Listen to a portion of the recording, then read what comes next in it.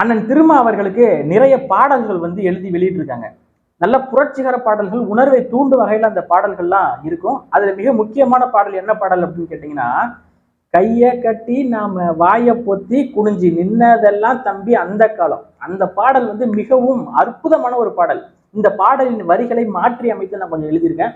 அது என்ன அப்படின்னா, கைய கட்டி நாம வாய பொத்தி குனிஞ்சி நின்னதெல்லாம் தம்பி அந்த காலம், நீர் தொட்டியில மலத்தை கலந்தவன கண்டு பிடிக்காம இருப்பது இந்த காலம். குறிஞ்சாங்குளத்துல கோவில் கட்ட முடியல, மேல் பாதியில கோவிலுக்குள்ள போக முடியல, எது ஒன்றுமே எங்களால பண்ண முடியல, நீங்கெல்லாம் பொது தொகுதிக்கு ஆசைப்படலாமா என்று கேட்டதுதான் மக்களே இந்த காலம். கைய கட்டி நாம வாய பொத்தி குனிஞ்சி நின்னதெல்லாம் தம்பி அந்த காலம். அனைவருக்கும் வணக்கம். திமுகவின் தலித் பிரிவை சேர்ந்த அண்ணன் திருமாவளவன் அவர்களுக்கு இன்னைக்கு பிறந்த நாள். அண்ணன் சீமான் அவர்கள் கூட வாழ்த்து தெரிவிச்சிருந்தாரு. நம்மளும் வாழ்த்துக்களை தெரிவிச்சுக்குவோம். அண்ணன் திருமா அவர்களுக்கு வாழ்த்து தெரிவிக்கக்கூடிய அளவுக்கு நம்ம பெரிய ஆள் கிடையாது.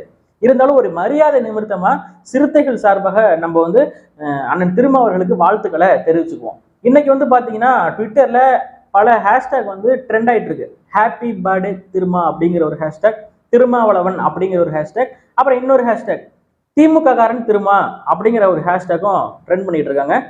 ஹேஷ் திமுக காரன் ஒரு கோடு திருமா அப்படிங்கிற ஒரு ஹேஷ்டேக் வைரல் ஆயிட்டு இருக்கு. அதை நீங்க சர்ச் பண்ணி பார்த்தீங்கனாலே அண்ணனுடைய அருமை பெருமை எல்லாம் அதுல வரிசையா வரும். வீடியோ நிறைய பேர் எடுத்து போட்டுக்கிட்டு இருக்காங்க.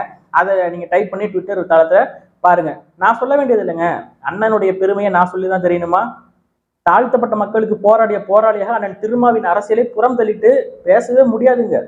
வேங்கை வயலாக இருந்தாலும் சரி, குறிஞ்சாங்குளமாக இருந்தாலும் சரி, மேல்பாதி கோவில் பிரச்சனையாக இருந்தாலும் சரி, எந்த ஒரு அரசியலிலும் அண்ணன் திருமாவை புறம் தள்ளிவிட்டு தாழ்த்தப்பட்ட மக்களின் அரசியலை பேசவே முடியாது.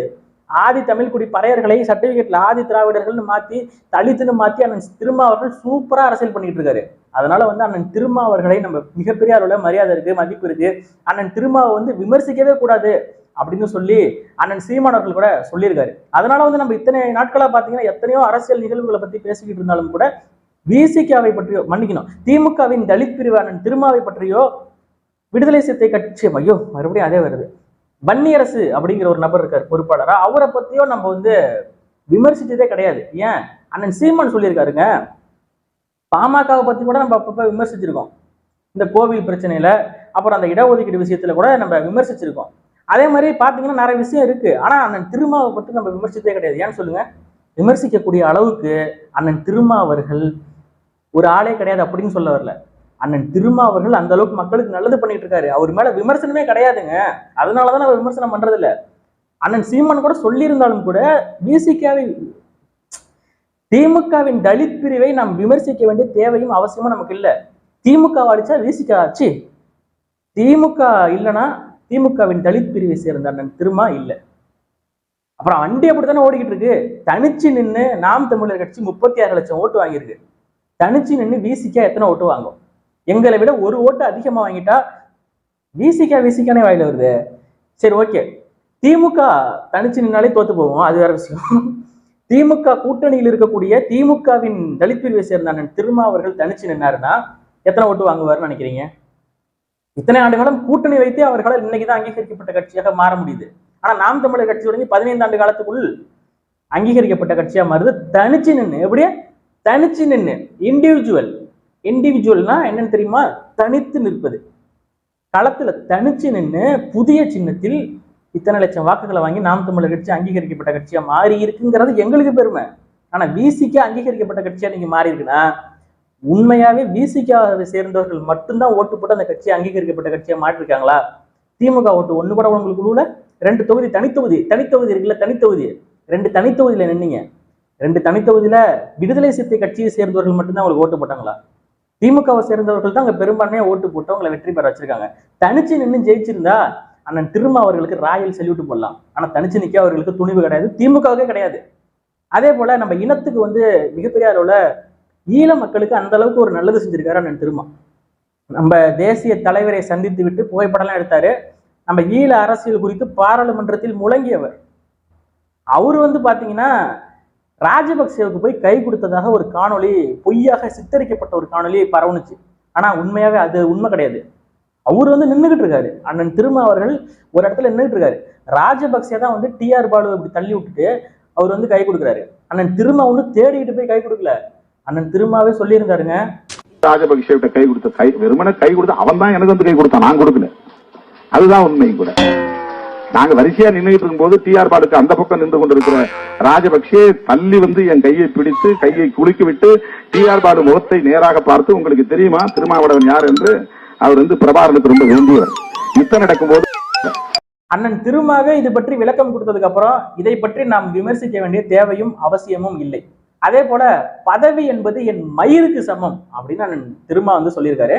கீழே ஒரு 2 சீட்டு கிடக்கு பாரு. ஒரு மீம்ஸ் பார்த்தேன், பதவி என் மயிருக்கு சமம், கீழே எதுவும் 2 சீட்டு கிடக்கு பாருன்னு குனிஞ்சு தேடுற மாதிரி ஒரு இது. அதாவது பார்த்த உடனே ரொம்ப வியப்பா இருந்தது. என்ன இப்படிலாம் வந்து அண்ணன் திருமாவை இழிவுபடுத்திருக்காங்க, கேவலம் 2 சீட்டுக்காக திமுக கூட்டணியில இருக்காருன்னு நினைக்கிறீங்க?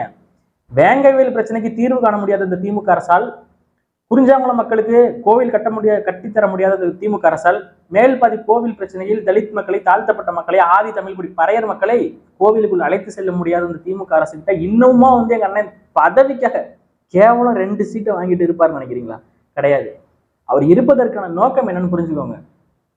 டாக்டர் திருமாவளவன்னா சும்மா கிடையாது, அதுக்கு பின்னாடி 1000 அர்த்தம் இருக்கும். நம்மளாம் ஒரு சும்மா ஒரு சப்பங்க.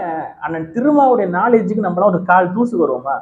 இப்படிலாம் பேசுவதால் நம்மள சாதி வெறியர்னு சொல்வதற்கான வாய்ப்பு கூட இருக்கு. அதையும் நான் இந்த இடத்துல டிஸ்கிளைமரா போட்டுக்கிறேன். நான் ஒருபோதும் சாதியை ஏற்றுக்கொள்ளவே கிடையாது. இந்த சாதி என்கிற சாக்கடையை நான் ஏற்றுக்கொள்ள இல்லை.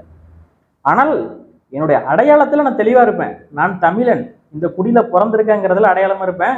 அதுல ஒன்றும் மாற்றுக்கிறது இல்லை. அப்படி இருந்தாதான் நாங்க கொஞ்சம் பொழைக்க முடியும் இந்த நாட்டிலையும். இல்லைன்னா வந்தவன் போனவனெல்லாம் நானும் தமிழன் என்று சொல்லி எங்களை சாதி ரீதியாக பிரித்து விட்டு அவன் ஆண்டுட்டு போயிடுவான். அதனால வந்து அதுல நம்ம தெளிவா இருக்கும். அதே போல ஆர்எஸ்எஸ் காரன் வந்து ராமரை தூக்குறான், நாம் தமிழர் கட்சி வந்து முப்பாட்டன் முருகன் சொல்லி வேலை தூக்குறாங்க. 2 பேரும் ஒண்ணுதான் அப்படின்னு சொல்லி திமுகவின் தலித் பிரிவை சேர்ந்த பொறுப்பாளர் மன்னியரசு அவர்கள் சொல்லியிருந்தாரு.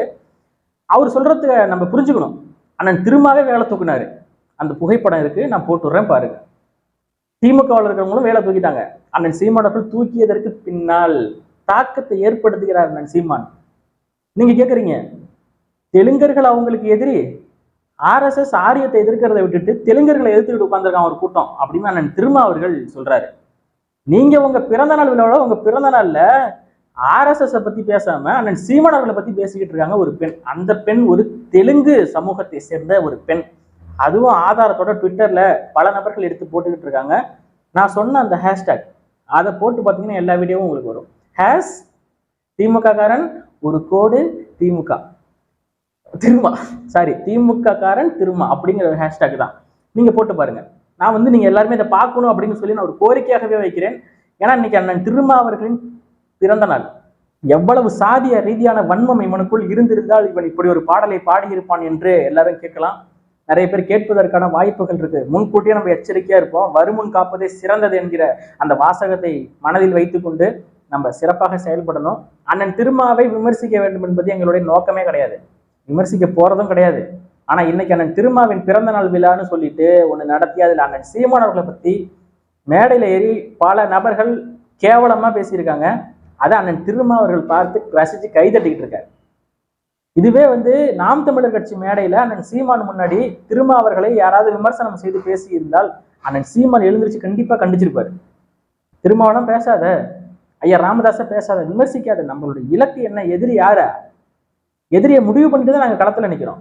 திமுகங்கிற ஒரு பாசிச கட்சி தான் எங்களுக்கு எதிரி, பாஜகங்கிற ஒரு பாசிச கட்சி தான் எங்களுக்கு எதிரி, விடுதலை சிறுத்தை கட்சி தான் எங்களுக்கு எதிரி கிடையாது.